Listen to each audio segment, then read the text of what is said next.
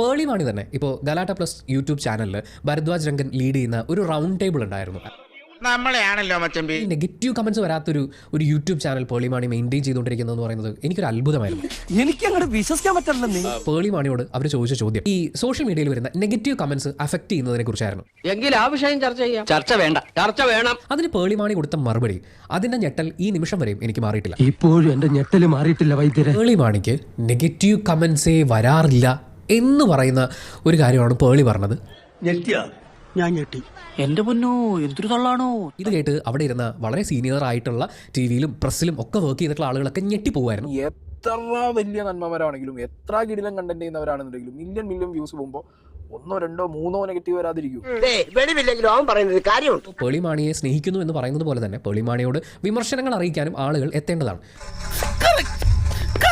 Comment ബോക്സിൽ negative comments delete ചെയ്യുന്നൊരു ശീലം പേളിമാണിക്ക് ഉണ്ട് എന്നുള്ളത് വളരെ എവിഡന്റ് ആണ്. തൂക്കിയല്ലോ നാഥ. മറ്റാർക്ക് മനസ്സിലായില്ലെങ്കിലും എനിക്ക് മനസ്സിലാവും ബാബു. പേളിമാണി ഷോ ഇഷ്ടമല്ലാത്ത അല്ലെങ്കിൽ പേളിയുടെ ഈ കൈൻഡ് ഓഫ് കണ്ടന്റ് മേക്കിംഗ് ഇഷ്ടമല്ലാത്തവർ ഇത് മനഃപൂർവ്വം കരുതിക്കുട്ടി എന്നെ കരിവാരി തേക്കാനുള്ള ശ്രമമാണ് സർ.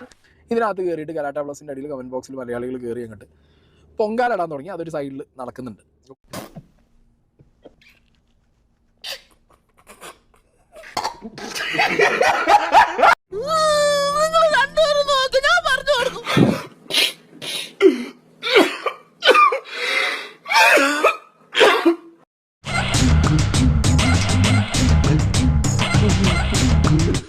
ഇനി നമ്മൾ എന്ത് ചെയ്യുമല്ലയ്യ.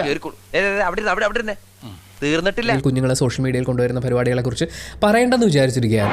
ഒരു കാര്യം കൊണ്ട് തോറ്റല്ലോ ദൈവം. ഒരു ജനനം മുതൽ ഒരു കുഞ്ഞിനെ പബ്ലിക്കിന്റെ മുമ്പിൽ വളർത്തുമ്പോൾ സാബു കുണം പിടിക്കാത്തവനെ കുഞ്ഞുങ്ങളെ വീഡിയോസിൽ കൊണ്ടുവരാമോ? ഇപ്പോൾ പേളിയുടെയും ശ്രീനിഷിന്റെയും കാര്യമാണെങ്കിൽ അത് അൾട്ടിമേറ്റ്ലി പേളിയുടെയും ശ്രീനിഷിന്റെയും തീരുമാനമാണ്. പക്ഷേ ഇവൻ നമ്മൾ നാളെടുത്തോണ കേട്ടാ. അച്ഛനും അമ്മയും എന്നൊക്കെ പറയുന്നത് ഒരു കൊച്ചു കുഞ്ഞിനെ സംബന്ധിച്ച് അത് ഏറ്റവും അധികം ട്രസ്റ്റ് ചെയ്യുന്ന അതിന്റെ ഏറ്റവും പ്രൈവറ്റ് ആയിട്ടുള്ള ഒരു സ്പേസ് ആണ്. കാണിക്കാം, പറയാൻ പാടില്ല അല്ലോട്ടോ. സോഷ്യൽ മീഡിയയിൽ എക്സ്പോസ്ഡ് ആയിട്ടുള്ള എല്ലാ കുഞ്ഞുങ്ങളുടെയും ഒരു പ്രശ്നം എന്ന് പറയുന്നത് അവർ സോഷ്യൽ മീഡിയയിൽ ചെയ്യുന്ന ഓരോ കാര്യങ്ങളെയും ജഡ്ജ് ചെയ്യാൻ തുടങ്ങും. അതെ, ലോകത്തുള്ള എല്ലാ ഗവേഷകന്മാരും സമ്മതിച്ചിട്ടുള്ള നഗ്ന സത്യമാണ്. നിങ്ങളുടെ വീഡിയോസ് കൺസ്യൂം ചെയ്യുന്ന സോഷ്യൽ മീഡിയയിൽ ഇരിക്കുന്ന ആളുകൾ ഇവർ ഈ കുഞ്ഞുങ്ങളെ കുറിച്ച് ഒരു എക്സ്പെക്ടേഷൻസും കൂടി ബിൽഡ് ചെയ്തുകൊണ്ടിരിക്കുകയാണ്. അതൊന്നും നീ എന്നെ പറഞ്ഞ് മനസ്സിലാക്കി തരണ്ട. ഓഹോ, അത് ശരി. അതിനെ ബേസ് ചെയ്തുകൊണ്ട് ഈ കുഞ്ഞുങ്ങളെ ജഡ്ജ് ചെയ്യാൻ തുടങ്ങും, ഒപ്പീനിയൻസ് അടിച്ചേൽപ്പിക്കാൻ തുടങ്ങും.